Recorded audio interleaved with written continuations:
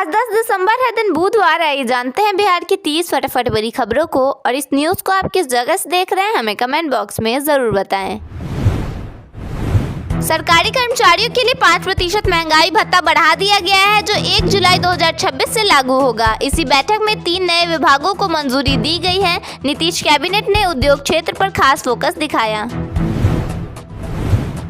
किशनगंज में operation bulldozer के दौरान कार्रवाई करने गई टीम को स्थानीय लोगों ने घेर लिया। भीड़ ने जेसीबी पर लाठी डंडों से हमला किया और आरोप लगाया कि बिना नोटिस 60 से ज्यादा घर गिरा दिए गए। नवादा में एक व्यक्ति को अपनी पत्नी और बेटे को गिरवी रखकर मां का शव ले जाना पड़ा, क्योंकि अस्पताल में एम्बुलेंस उपलब्ध नहीं कराई गई। वह स्ट्रेचर पर शव को करीब 2 किलोमीटर तक घसीट कर ले गया।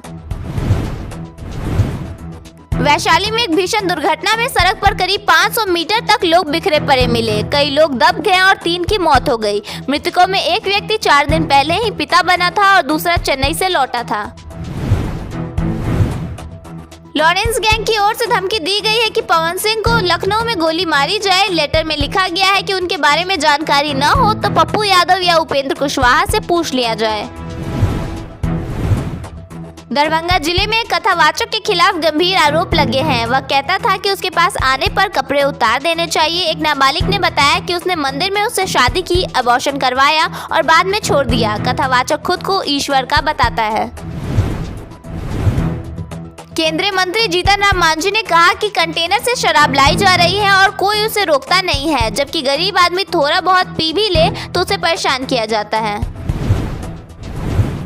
बीजेपी सांसद संजय जायसवाल ने लोकसभा में कहा कि अब सभी कांग्रेसी विधायक एक बोलेरो में आ जाएंगे। उन्होंने तंज कसते हुए यह भी कहा कि राहुल गांधी को अब एक बड़ी गाड़ी की जरूरत नहीं पड़ेगी। भास्कर के ऑपरेशन बालू के बाद सरकार ने बड़ी कार्रवाई करते हुए 28 ट्रैक्टर जब्त किए हैं और 32 लाख रुपए का जुर्माना लगाया है। डिप्टी सीएम ने घोषणा की है कि अवैध खनन की जानकारी देने वालों को 10,000 रुपए का इनाम दिया जाएगा। भोजपुर में एक पति ने अपनी पत्नी को गोली मारी और इसके लिए उधार देने वालों को फंसाने की कोशिश की। पत्नी तड़पती रही जबकि वह क्राइम सीन तैयार करता रहा। उसने खिड़की का कांच तोड़कर दावा किया कि गोली बाहर से आई है। सुपौल में मौलवी और एक महिला की पिटाई का वीडियो सामने आया है। दोनों को आपत्तिजनक स्थिति में पकड़े जाने पर ग्रामीणों ने उन्हें पेड़ से बांधकर पीटा। पटना के डाक बंगला चौराहा पर एक राहगीर और महिला एसआई के बीच झड़प हो गई। रॉन्ग साइड से गश्ती गाड़ी चलाने पर नाराजगी के चलते 30 मिनट तक हाई वोल्टेज ड्रामा चलता रहा। 2 महीने तक इंस्टाग्राम पर चैटिंग करने के बाद एक महिला पटना आई और लिव इन में रहने लगी। वह किशनगंज में अपने पति और बच्चों को छोड़कर आई थी। उसका लवर कहता है कि उसकी रील्स पर फिदा हो गई थी। बिहार में मौसम सामान्य रहने की संभावना है, लेकिन विभाग ने अनुमान जताया कि तापमान में 1 से 2 डिग्री की गिरावट हो सकती है। बिहार में ट्रैफिक सुधार का सम्राट मॉडल लागू करने की तैयारी शुरू हो गई है। पटना शहर में जाम को खत्म करने के लिए कैमरे, कंट्रोल सेंटर और सख्त कार्रवाई के निर्देश दे दिए गए हैं। इसके तहत कैमरे लगेंगे, कंट्रोल सेंटर बनेंगे, पुलिस बल बढ़ेगा और अवैध पार्किंग पर कड़ी कार्रवाई होगी। सम्राट चौधरी ने साफ कहा है कि यातायात सुधार सरकार की टॉप प्राथमिकता में है। भागलपुर के विक्रमशिला विश्वविद्यालय निर्माण को लेकर जमीन अधिग्रहण की प्रक्रिया और एक कदम आगे बढ़ी है। भू अर्जन विभाग ने फाइल संबंधित विभाग को भेज दी है, जिसके बाद अधिसूचना जारी करने की तैयारी शुरू हो गई है। बिहार सरकार ने इंडस्ट्रियल इन्वेस्टमेंट प्रमोशन पैकेज 2025 के तहत बड़े निवेशकों को आकर्षित करने के लिए नया प्रावधान किया है, जिसके अनुसार राज्य में 100 करोड़ रुपए का निवेश कर 1000 से अधिक रोजगार देने वाले कंपनियों को 10 एकड़ और 1000 करोड़ रुपए का निवेश करने वालों को 25 एकड़ तक जमीन लगभग मुफ्त में दी जाएगी, जहां सिर्फ 1 रुपये टोकन मनी देना होगा। बिहार में ठंड बढ़ने के कारण स्कूलों के समय में बदलाव किया गया है। पटना सहित कई जिलों में अब स्कूल सुबह 8 बजे के बाद ही खुलेंगे। यह निर्णय छात्राओं के स्वास्थ्य को ध्यान में रखते हुए लिया गया है। शीतलहर के चलते बच्चों को सुबह जल्दी स्कूल जाने में परेशानी हो रही थी, जिसके बाद यह फैसला लिया गया है। सर्दियों में तिल और गुड़ का सेवन शरीर को गर्माहट और ऊर्जा देता है। आयुर्वेद विशेषज्ञों के अनुसार तिल में कैल्शियम, आयरन और हेल्दी फैट होते हैं जो शरीर को गर्म रखते हैं, जबकि गुड़ पाचन सुधारता है और हेमोग्लोबिन बढ़ाता है। डॉक्टर अमरेंद्र कुमार सिंह के अनुसार तिल गुड़ का सेवन ठंड से होने वाली जकड़न और सर्दी जुकाम से बचाता है। बिहार के बक्सर में अब हर किसान की डिजिटल पहचान बनेगी, जिससे उन्हें सरकारी योजनाओं का लाभ मिलेगा। इस नई व्यवस्था से किसानों को पंजीकरण और योजनाओं की जानकारी आसानी से उपलब्ध होगी। सरकार का लक्ष्य है कि डिजिटल पहचान के माध्यम से किसानों को सशक्त बनाया जाए और कृषि क्षेत्र में सुधार लाया जाए। बिहार पुलिस चालक सिपाही भर्ती परीक्षा 10 जून को आयोजित की जाएगी। परीक्षा का समय दोपहर 12 बजे से 2 बजे तक निर्धारित किया गया है। वैशाली जिले में 17 परीक्षा केंद्रों पर 6291 परीक्षार्थी शामिल होंगे। मुख्यमंत्री नीतीश कुमार ने आज कच्ची दरगाह बिद्दुपुर 6 लेन गंगा पुल का निरीक्षण किया। इस दौरान उन्होंने अधिकारियों को जल्द ही निर्माण कार्य पूरा करने का आदेश दिया ताकि लोगों के लिए आवागमन आसान हो सके। बिहार मौसम सेवा केंद्र ने राज्य के कई जिलों में कोहरे और धुंध को लेकर अलर्ट जारी किया है। 11 दिसंबर तक इसका असर रहने की संभावना बताई गई है। मौसम विभाग के अनुसार बिहार के उत्तर और पूर्वी हिस्सों में कोहरा ज्यादा छा सकता है। दक्षिण और मध्य इलाकों में भी हल्की धुंध देखने को मिल सकती है। पटना में बिजली कटौती की दिक्कतें अब कम होने वाली हैं। शहर और आसपास के इलाकों को 24 घंटे 7 दिन स्थिर, सुरक्षित और क्वालिटी बिजली देने के लिए सरकार ने बड़ा फैसला लिया है। 5 नए ग्रिड उपकेंद्र तैयार किए जाएंगे, जिनका सीधा असर लाखों उपभोक्ताओं की रोजमर्रा की जिंदगी पर होगा।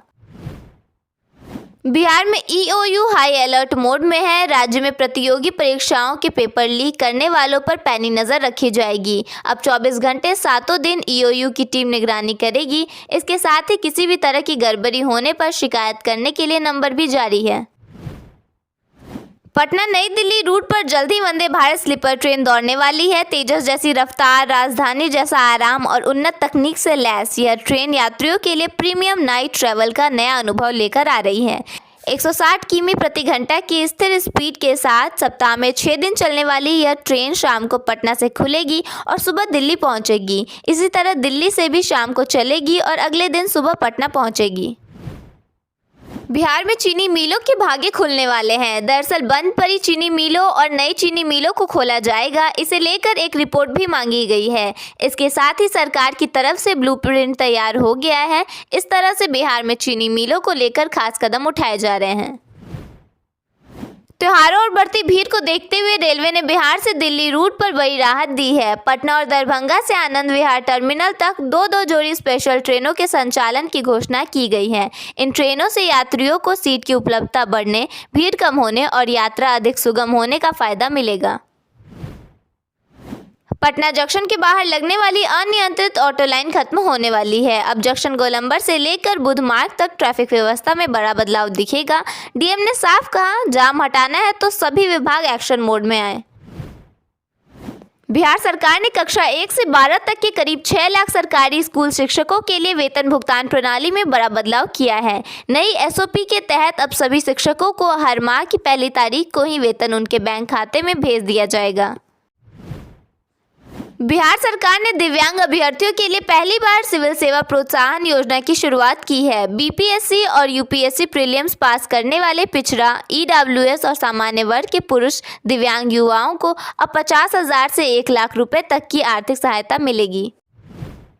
अरवल जिले को जल्दी जाम की गंभीर समस्या से बड़ी राहत मिल सकती है। केंद्र सरकार ने यहां एक नए ग्रीनफील्ड बाईपास के निर्माण को मंजूरी दे दी है, जिसकी अनुमानित लागत करीब 666 करोड़ रुपए है। लगभग 13 किलोमीटर लंबा यह बाईपास तैयार होने के बाद पटना, अरवल और औरंगाबाद के बीच सड़क मार्ग काफी सुगम और तेज हो जाएगा।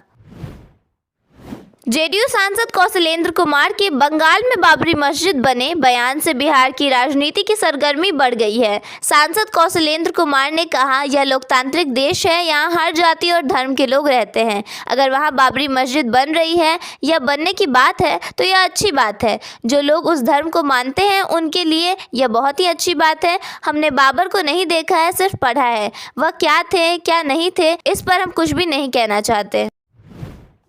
बिहार के कटिहार के युवा नदीम इकबाल ने पारंपरिक मखाना कारोबार को इंस्टाग्राम मार्केटिंग की मदद से आधुनिक उद्योग में बदल दिया।